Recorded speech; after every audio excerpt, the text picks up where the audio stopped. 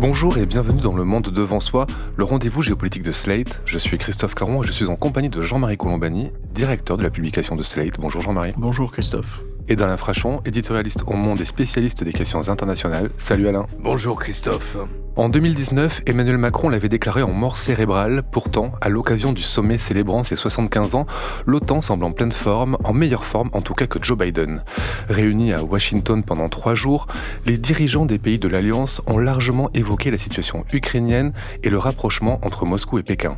Ainsi, 40 milliards de dollars d'aide militaire au minimum ont été promis à Kiev et la Chine a été mise en garde. L'OTAN lui demande officiellement de cesser de soutenir la Russie dans le communiqué diffusé à l'issue du sommet.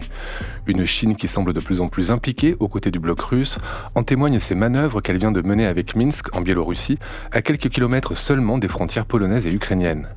Mais ce qui semble avoir le plus retenu l'attention de ce sommet, ce sont les nouvelles gaffes du président américain Joe Biden, qui a confondu Zelensky et Poutine, et Trump et Kamala Harris. De simples lapsus ou des symptômes d'un mal plus grave, nul ne le sait vraiment, mais les appels au désistement se multiplient dans le camp démocrate. Alors Jean-Marie Alain, on va commencer par ce sommet qui s'est déroulé à Washington ces jours-ci. Ce sommet de l'OTAN, est-ce qu'il fait définitivement mentir Emmanuel Macron qui parlait de mort cérébrale il y a quelques années ? L'expression de mort cérébrale a attiré l'attention sur l'état un petit peu déliquescent de l'OTAN qui a à ce moment-là traversé une phase de réflexion ou d'inquiétude presque existentielle en se demandant ce qu'elle allait devenir. Et ensuite, vous avez eu la séquence Trump qui était évidemment dévastatrice puisque Trump mettait en cause un des fondements même de l'OTAN, c'est-à-dire le fameux article 5 qui fait obligation de voler au secours de celui qui est attaqué. Donc on comprend très bien qu'il y a eu dans qui n'était pas réservé à la France d'ailleurs, ce moment un peu de doute ou d'hésitation, en tout cas de doute assez profond. Alors bien sûr l'expression était faite pour choquer, elle a choqué, mais néanmoins ça n'était pas inutile. Ce qui s'est passé ensuite, ce sont les événements qui ont parlé. Et donc ce sont les événements qui ont au fond ressuscité l'OTAN. Pourquoi ? Parce que l'OTAN a quand même été créée au départ pour contenir l'Union soviétique, et contenir l'Union soviétique qui, à l'époque, s'étendait jusqu'au rideau de fer. Et donc, à partir du moment où la Russie redevient agressive, redevient menaçante, le cadre est là, l'OTAN est là, et donc il était normal qu'elle soit ressuscitée. Avec, évidemment, en première loge, en première ligne, les pays de l'Est de l'Europe, qui étaient récemment libérés du joug soviétique, et qui du coup ont trouvé là évidemment un abri bien nécessaire pour eux. Donc sans Poutine, je pense que l'OTAN reste en état de mort cérébrale. Avec Poutine, elle renaît de ses cendres et maintenant le problème qu'elle va devoir affronter, c'est évidemment Trump, parce que si Trump revient, vont revenir les discours hostiles à l'OTAN, d'autant que plus le temps passe et plus on s'aperçoit à quel point Donald Trump est lié à Vladimir Poutine et au fond est en complice objectif de la diplomatie guerrière. Diplomatie est un mot abusif d'ailleurs, des ambitions guerrières de Vladimir Poutine. Donc on va revenir d'ailleurs, et on doit être probablement en train de revenir à une discussion un peu existentielle, non seulement sur la nécessité absolue de l'OTAN de le renforcer, donc pour les uns et pour les autres de se réarmer, mais aussi de savoir comment on fait sans Trump, comment on fait sans les États-Unis. Est-ce que les choses peuvent tourner à ce point à l'avantage de Vladimir Poutine, ou bien est-ce qu'on va réussir à faire pièce au contraire ? Un OTAN sans États-Unis, c'est quelque chose d'impensable, Alain. C'est pas quelque chose d'impensable, pour plusieurs raisons. D'abord parce que les États-Unis, durant la guerre froide, avaient 300 000 hommes en Europe de l'Ouest. Aujourd'hui, ils en ont 90 000. Mais ils sont descendus à 30 000. S'il n'y avait pas eu les agressions successives de la Russie contre la Géorgie et contre l'Ukraine, ils seraient encore à 30 000 et moins de 30 000. Donc aujourd'hui, l'OTAN, c'est quoi ? C'est des bases américaines, c'est assez simple, en Italie, en Allemagne, en Grande-Bretagne. Tout le reste, il n'y a pas de structure de l'OTAN en tant que telle. Il n'y a d'ailleurs pas d'armée de l'OTAN en tant que telle. L'OTAN, c'est 32 membres. 32 parce que, comme le disait Jean-Marie, la Suède et la Finlande, 2 pays neutres et 2 pays de grande tradition militaire, ont rejoint l'OTAN après l'attaque russe contre l'Ukraine. Donc c'est ça l'OTAN. Il n'y a pas d'armée de l'OTAN en tant que telle. Il y a une relative standardisation malheureusement pas suffisamment poussé.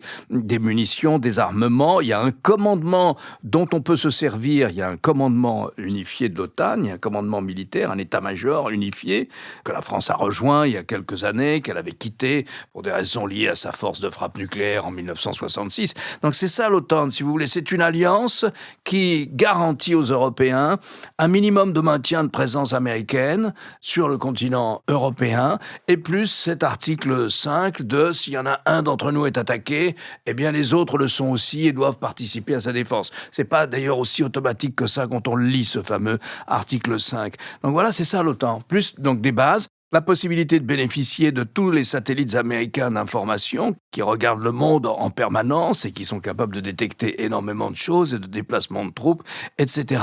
Donc il n'y a pas d'armée en tant que telle. Ce sont les armées nationales qui apprennent à travailler ensemble, qui ont normé une partie seulement de leur matériel, de leur technologie et de leur communication. Voilà ce que c'est. On a bien vu que ça fonctionnait mal, que ça fonctionnait mal. On a bien vu à la fin de la guerre froide, on s'est demandé à quoi ça sert. D'ailleurs, les Américains, comme je le disais, sont revenus à 30 000 hommes, puis aujourd'hui sont 90 000. Mais la tendance lourde, c'est quand même au départ des Américains, un relatif désengagement américain, si vous voulez. L'idée, c'est qu'on parle tout le temps d'Europe de la défense, mais au fond, tout le monde est d'accord pour ne pas faire de bataille théologique sur c'est quoi l'Europe de la défense. Si un jour les Américains quittent vraiment le vieux continent, eh bien, nous utiliserons sans doute, nous, Européens, et ça sera la défense européenne, nous utiliserons les bases qui sont là, les bases de l'OTAN. Bon, ça coûte très cher. Pour le moment, les États-Unis fournissent plus de 70% du budget de l'OTAN. Et ça se passe mal au Congrès, et les Américains n'aiment pas ça. Donc, en principe, les pays membres de l'OTAN, les 32 pays membres de l'OTAN, doivent contribuer à hauteur de 2% de leur richesse nationale à la défense. Bon, ils le font pas tous, même pas du tout tous. Je peux vous donner des chiffres. Le principal, en pourcentage de son produit intérieur brut, de sa richesse, le pays qui contribue le plus à l'OTAN, c'est la Pologne, avec plus de presque 4,5% de son PIB consacré à l'effort de défense. Ensuite, vous avez l'Estonie. En numéro 3, vous avez les États-Unis, qui sont entre 3 et 4, à 3,5% de leur PIB, à peu près. Ensuite, vous avez la Finlande, qui vient de rejoindre l'OTAN, le Royaume-Uni, la Suède, qui vient de rejoindre l'OTAN. Tous ces pays-là sont à plus de 2,5% de leur richesse nationale consacrée à leur effort de défense. Après, vous avez la Turquie, puis la France, qui est à un peu plus de 2%, et les autres sont moins de 2%. Un des pays le moins performant en la matière, c'est l'Espagne, qui consacre moins de 1% de sa richesse nationale à sa défense. Bon, ils se sentent attaqués par personne. Oui, ce qu'on remarque, c'est que ce sont les pays les plus proches, finalement, de la Russie. Bien sûr. Alors, vous avez ça. Et puis, vous avez cette nouvelle dynamique que vous avez évoquée. Là, il y a un différend, d'ailleurs, entre les Européens, enfin, certains Européens et les Américains. Les Américains disent, écoutez, il y a une alliance militaire entre la Chine et la Russie. On va arrêter de tourner autour du pot. Cette amitié sans limite est une alliance militaire. 70% des machines-outils qui sont fournies par la Chine à la Russie sont d'usage dual, civil et militaire. 90% des composantes électroniques dont a besoin la Russie pour ses missiles, pour le pilotage et l'orientation de ses missiles, c'est les Chinois qui les fournissent, etc. La protection diplomatique de la Russie, c'est la Chine. La protection économique avec l'achat de tous les hydrocarbures russes, c'est encore la Chine. Et donc il y a une alliance militaire. Et cette alliance militaire, eh bien, elle n'a jamais été plus flagrante que ces jours-ci, où l'on a vu, je crois que c'est pour la première fois dans notre histoire, il me semble, sur le continent européen, des soldats chinois s'entraîner à faire la guerre en Europe avec l'allié de la Russie qu'est la Biélorussie. Pour préciser, ça s'est passé... à 5 kilomètres de la frontière polonaise. Alors, les Chinois ont été furieux de la déclaration finale de l'OTAN, qui considère que, voilà, il faut arrêter d'aider la Russie, sinon... Je vous la lis, si vous permettez. Nous appelons la République populaire de Chine à cesser de soutenir matériellement et politiquement l'effort de guerre russe. La République populaire de Chine ne peut rendre possible la poursuite de la plus grande guerre que l'Europe ait connue dans son histoire récente sans que cela nuise à ses intérêts et à sa réputation. C'est fort ça en langage diplomatique ? Bien sûr que c'est très fort et les Chinois l'ont très très mal pris, ils sont montés sur leurs grands chevaux, ils ont dit mais pas du tout, nous sommes neutres dans cette histoire et nous ne voulons que la paix et c'est vous les Occidentaux qui voulez la guerre, c'est vous qui êtes historiquement les fauteurs de guerre, y compris dans cette histoire. Donc on peut difficilement faire un conflit politique plus fort que celui qui a éclaté à propos de ce sommet de l'OTAN avec la Chine, si vous voulez ça. Voilà, mais simplement, bon, je pense que à partir de là, les États-Unis nous ont dit, notamment le secrétaire d'État américain Blinken, ils ont dit, écoutez, il faut arrêter toutes ces séparations. Nous avons un ennemi en Ukraine, c'est une alliance sino-russe, et donc il faut que vous vous intéressiez aussi à la zone Asie-Pacifique, qui pour les États-Unis est la zone stratégique la clé. Et là, la France, mais aussi derrière sans doute l'Allemagne et pas mal de pays, mais c'était surtout le président Macron qui a dit non, pas question de transformer l'OTAN en une alliance de défense appelé à se déployer dans le Pacifique. Ça n'aurait aucun sens. Ça s'appelle le traité de l'Atlantique Nord. Et donc, là, il y a un différend. De même qu'il y a un différend sur l'Ukraine aussi au sein de l'OTAN, sur ce qu'il faut faire avec l'Ukraine et sur l'adhésion de l'Ukraine à l'OTAN. Donc voilà, écoutez, c'est un sommet qui a montré la force à la fois de l'OTAN, la force de son engagement en faveur de l'Ukraine, comme vous l'évoquiez, des grandes faiblesses de leadership avec des points d'interrogation, et puis faiblesse de leadership, j'entends au moins 2 présidents sont concernés, c'est le président Macron, et puis le président Biden aussi, parce qu'on ne sait pas trop ce qu'il va faire, et il y a la perspective Trump qui était là comme une sorte d'ombre portée sur ce sommet de l'OTAN. Voilà ce qui s'est passé. Il faut aussi rappeler que, en fait, l'OTAN, c'est une instance de coordination des différentes armées qui sont appelées à intervenir. Et la meilleure façon de s'en rendre compte, c'est quand il y a des manœuvres de l'OTAN. Et les manœuvres, elles sont régulières et elles interviennent assez souvent parce que, justement, toute la question pour l'OTAN, c'est d'essayer de mettre d'accord des chars espagnols, des canons français, etc. Et que tout ça se coordonne convenablement pour être efficace. C'est à ça que ça sert, principalement, l'OTAN. Et sur l'article 5, c'est vrai que l'article 5 ne fait pas... Il permet, mais il ne fait pas obligation. C'est pourquoi vous pouvez avoir comme membre de l'OTAN un pays comme la Hongrie. La Hongrie volera au secours de personne, puisqu'elle volerait plutôt au secours de Poutine, la Hongrie d'Orban.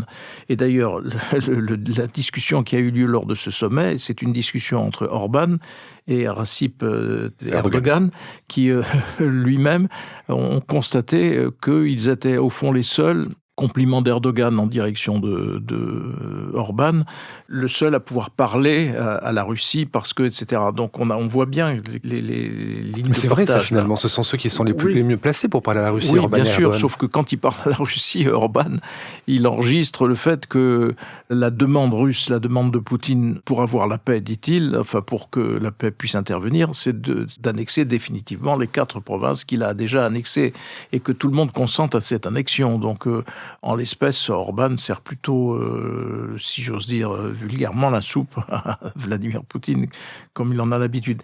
Et Alain, il faisait référence tout à l'heure, le grand sujet pour l'OTAN aujourd'hui, c'est un sujet stratégique, c'est de savoir comment l'Occident, entre guillemets, où les démocraties se défendent face à la Chine qui pousse ses ramifications un peu partout. Donc ça renvoie en effet au souhait des États-Unis de faire en sorte que l'OTAN s'étende jusque-là, ce que les Français refusent. Pourquoi cette timidité française par rapport à cette extension au Pacifique ? Parce que l'OTAN, c'est déjà compliqué, à mon avis, de garder une présence américaine en Europe et de garder un cadre qui, au fond, garantisse malgré tout que les Américains restent impliqués dans le devenir de l'Europe si ce devenir était menacé notamment par la Russie. Donc c'est une position que l'on comprend d'une certaine façon, d'autant qu'il y a d'autres instruments pour contenir la Chine localement. Il y a notamment un rapprochement qui s'est opéré entre les États-Unis, l'Inde, malgré tout, et des pays comme l'Australie, mais aussi la France, qui est un peu impliquée dans ce type de réseau. Donc, l'autre différence forte qui est apparue à ce sommet, c'est en effet aussi sur l'adhésion de l'Ukraine, et où curieusement, la France, avec d'autres pays européens, dont les pays limitrophes de la Russie, pousse évidemment à cette entrée dans l'OTAN de l'Ukraine, alors que les États-Unis sont plutôt réticents. Pourquoi ? Parce qu'ils disent que il ne faut pas créer les conditions, au fond, d'un affrontement entre l'OTAN et la Russie. Donc voilà, tout ça est un peu compliqué, mais c'est vrai que dans l'esprit des États-Unis, de plus en plus, c'est l'obsession chinoise qui l'emporte sur le sort de l'Europe. Toujours est-il que l'OTAN s'est prononcée en faveur d'une aide importante à l'Ukraine. 40 milliards de dollars d'aide militaire répartis sur les 32 pays va être débloqué pour l'année prochaine. Alain, 40 milliards de dollars, ça représente quoi? Est-ce que c'est un effort conséquent? On a du mal à se représenter ce qu'il y a derrière ces chiffres. Eh bien, 40 milliards de dollars, c'est à peu près ce que l'Europe entière a donné à l'Ukraine, enfin fourni à l'Ukraine d'une manière ou d'une autre, lors de la première année de guerre. La deuxième année, c'est monté à 50 milliards, les Américains à 61 milliards. Donc, ce ne sont pas des sommes énormes si vous les rapportez au budget de la défense. On est entre 1 ou 2% du budget de la défense des États-Unis, à peine 1% du budget de la défense des États-Unis. Mais si vous les rapportez à la richesse nationale, au PIB de chacun d'entre nous, c'est pas grand-chose. On est là à 0,5% de notre PIB, donc c'est pas grand-chose. Je sais pas, qu'est-ce qu'il vous faut, par exemple, si vous voulez l'effort budgétaire que la France a débloqué et consacré au lendemain de la crise des Gilets jaunes, c'était 17 milliards d'euros. Si vous voulez des chiffres pour essayer de donner du sens. Donc c'est important parce que ça marque un engagement dans le temps. C'est pour 2025. Ça s'ajoute à tout ce qui a déjà été fait sur le plan financier en faveur de Kiev. Ça s'ajoute au fait qu'il y a eu de la part des États-Unis un nouvel engagement pour muscler au plus vite avec 4 batteries de missiles Patriot la défense anti-aérienne de l'Ukraine. Vous voyez, ça s'ajoute à des éléments qui font que nous ne nous retirons pas de ce conflit, contrairement à ce qu'espéraient les Russes.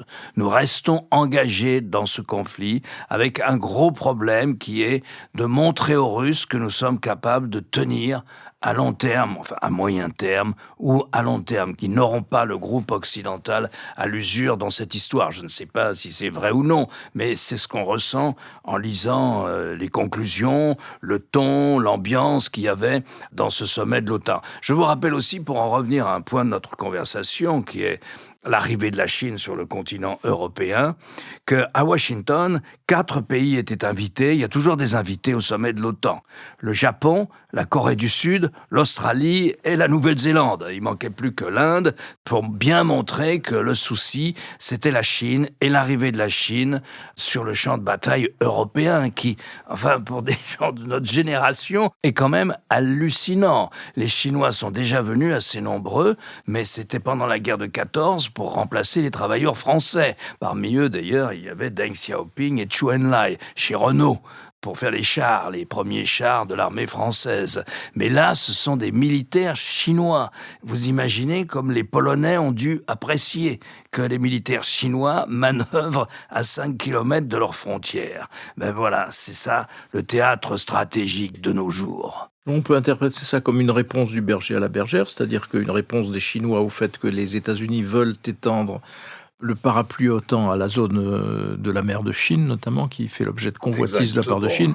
Ou à l'inverse, on peut l'interpréter comme, ben voilà, finalement, ce sont les Américains qui ont raison, parce qu'ils ont raison de pointer le danger et la preuve. Donc voilà, mais en attendant, c'est un des éléments de la confrontation de plus en plus évidente, avec une interrogation indienne, puisque au même moment où se réunissait ce sommet de l'OTAN, Modi, le Premier ministre, l'éternel Premier ministre indien, parce qu'il vient de gagner à nouveau les élections, allait au contraire rencontrer Poutine et faisait à Miami avec Poutine. Juste un mot sur ce que développait Alain tout à l'heure, sur le fait que, de fait, il y a maintenant une alliance militaire entre la Russie et la Chine. Ce dont on s'aperçoit aujourd'hui et qui coûte beaucoup aux Ukrainiens, c'est que les Ukrainiens se défendent moins bien parce que une série d'armements qui leur ont été fournis par l'Ouest, d'abord arrivent au compte-gouttes et arrivent trop lentement, mais ce trop lentement a une conséquence très directe parce que ça a permis aux Russes d'inventer ou de mettre au point une riposte à ces armes et à les rendre inefficaces. Par exemple, il y a des missiles qui sont guidés par GPS. Donc les Russes sont arrivés à neutraliser ces GPS et faire que les missiles tombent ailleurs que sur leur cible. Et donc ça rend obsolète toute une série d'armements sophistiqués qui ont été donnés par les Occidentaux à l'Ukraine. Et donc comment les Russes ont-ils fait pour inventorié et trouvé la parade, beaucoup avec l'aide de composants qui viennent de Chine. Et donc, une des manifestations concrètes de l'alliance militaire russe-Chine, c'est là-dessus qu'elle porte. Et donc, on peut la mesurer très directement sur le terrain ukrainien. Et je pense que ça inquiète aussi beaucoup les industriels de la défense européens et américains, parce qu'il va falloir redoubler d'intelligence pour maintenant aller au-delà et trouver à nouveau des éléments qui ne soient pas encore à la portée des Russes, aidés encore une fois par les Chinois, qui sont devenus une vraie puissance militaire de plus en plus forte et de mieux en mieux armée. Alain a souligné le problème de leadership dans deux pays, États-Unis et France. En France, le président Emmanuel Macron a tenu à rassurer ses alliés sur la continuité de la politique étrangère française après la dissolution qui a eu lieu. Il a dit « J'ai pu confirmer à l'ensemble de mes homologues et alliés que la France aurait une approche de continuité de ses engagements internationaux, qu'il s'agisse de l'Europe, de l'Alliance ou du soutien à l'Ukraine, car les forces politiques qui constituent une majorité à l'Assemblée sont en faveur de ces lignes. Est-ce qu'il ne s'avance pas un peu trop vite, Macron ?» C'est la lecture traditionnelle de la Ve République, qui n'était contestée jusqu'à présent, qui a été contestée par Marine Le Pen. Et Jordan Bardella ne s'est pas qualifié pour gouverner. Mais elle mettait en cause, en effet, le fait que, en gros, la politique extérieure de la France, c'est le domaine réservé du président de la République. Après, c'est vrai que quand on regarde les forces qui restent, hormis la France insoumise, qui est notoirement anti-OTAN, qui est plutôt tourné, c'est presque un sujet de plaisanterie si ça n'était pas si grave, mais vers l'alliance dite bolivarienne.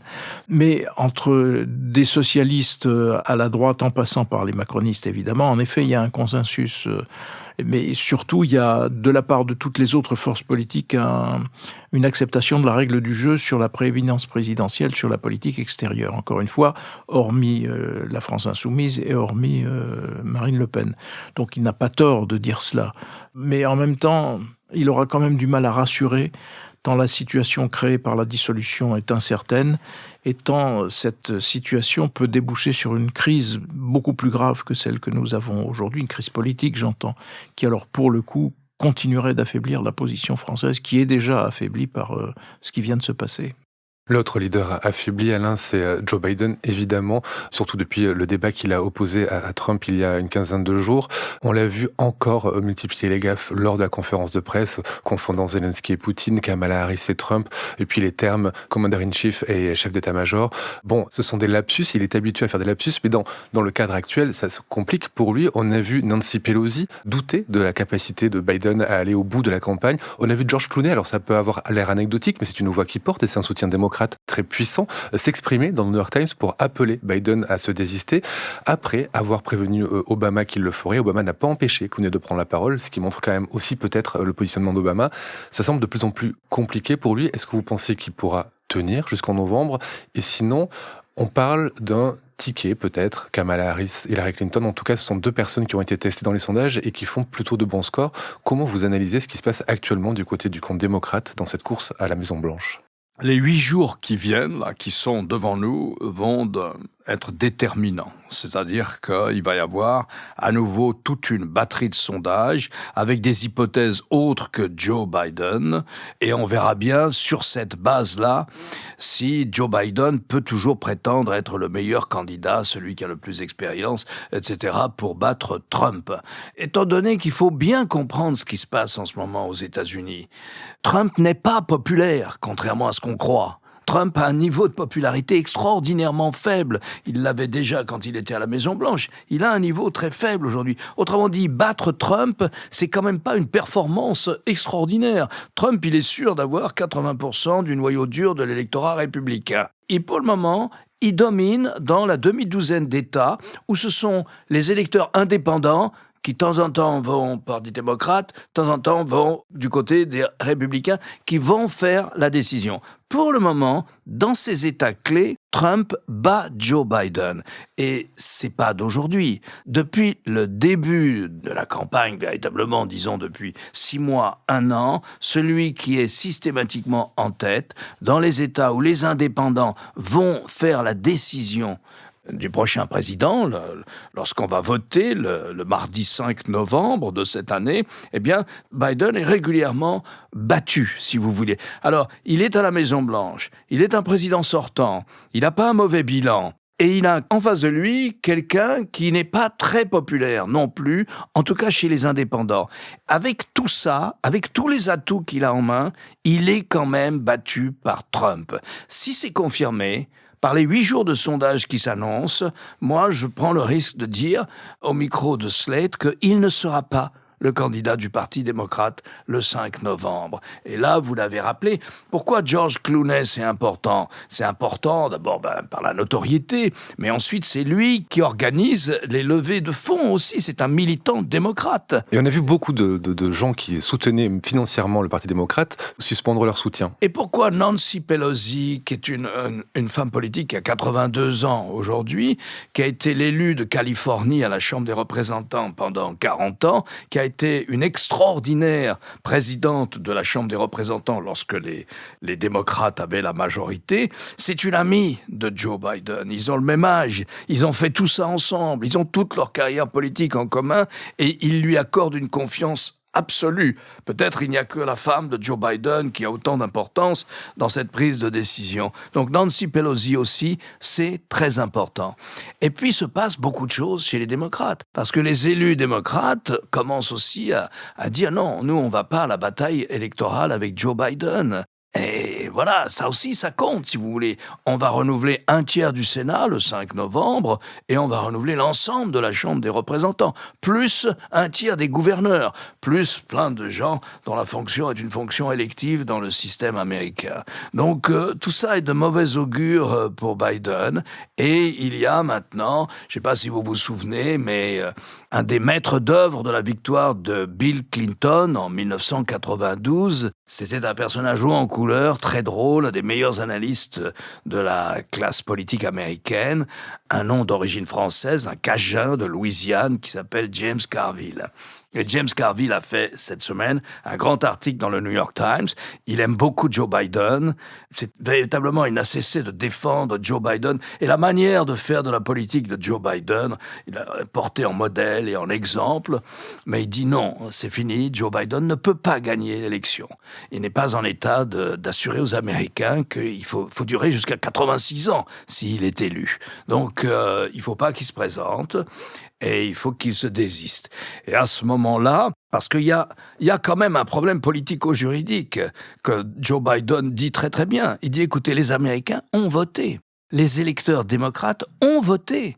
J'ai gagné les primaires. Il y a eu des primaires, même si elles étaient relativement informelles, puisqu'il n'y avait pas de personnalité de grande ampleur pour se battre dans les primaires. Mais j'ai gagné les primaires. Il y a 4000 délégués, ils sont à moi, ces 4000 délégués. Alors, s'il se désiste lui-même, comment on va répartir les 4000 délégués ?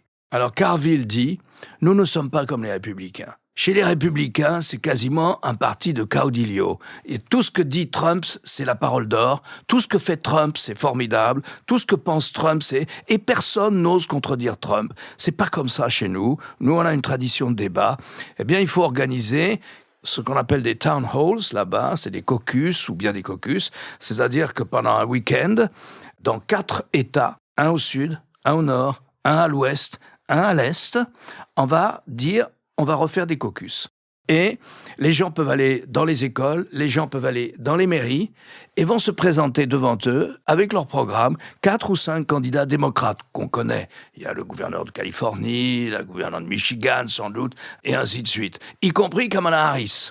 Et puis on verra ce qu'il en sort, et puis on va tenir notre convention, et notre convention va entériner le choix de ces 4 caucus. Ça sera sans doute Kamala Harris et Dick Carville, et on va avoir une élection formidable parce que les Américains vont devoir juger.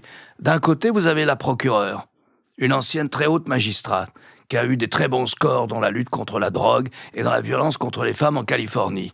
Et de l'autre, vous avez un repris de justice, qui, lui, a été condamné dans une affaire criminelle, condamné au civil pour agression sexuelle et condamné un certain nombre de fois pour escroquerie commerciale. Et donc, ça sera un duel entre Madame Harris et l'escroc du Parti républicain. l'escroc du Parti républicain. Donc, vous voyez, voilà, on en est là, on en est à imaginer. Et dit James Carville, il faut que tout ça soit placé sous le patronage des 2 présidents démocrates qui sont toujours d'ailleurs parmi les plus populaires des anciens présidents, Barack Obama et Bill Clinton. L'avantage de Kamala Harris, c'est qu'elle a été élue. puisque vous faisiez allusion tout à l'heure au fait que les primaires avaient désigné déjà Joe Biden, ils n'ont pas désigné Joe Biden tout seul, ils ont désigné un ticket.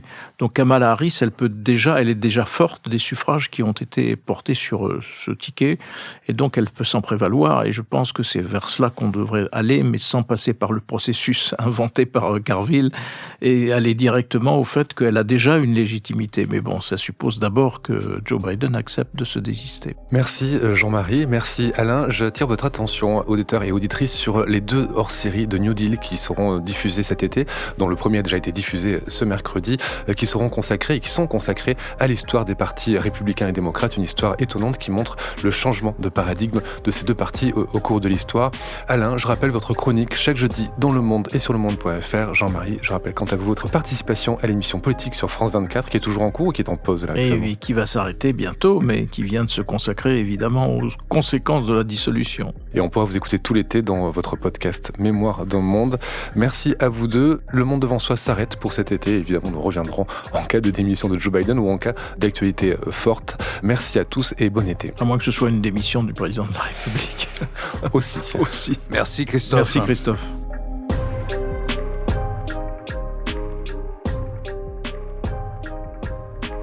Le Monde devant soi est un podcast produit par Slate Podcast avec Jean-Marie Colombani et Alain Frachon. Direction, production éditoriale, présentation Christophe Caron.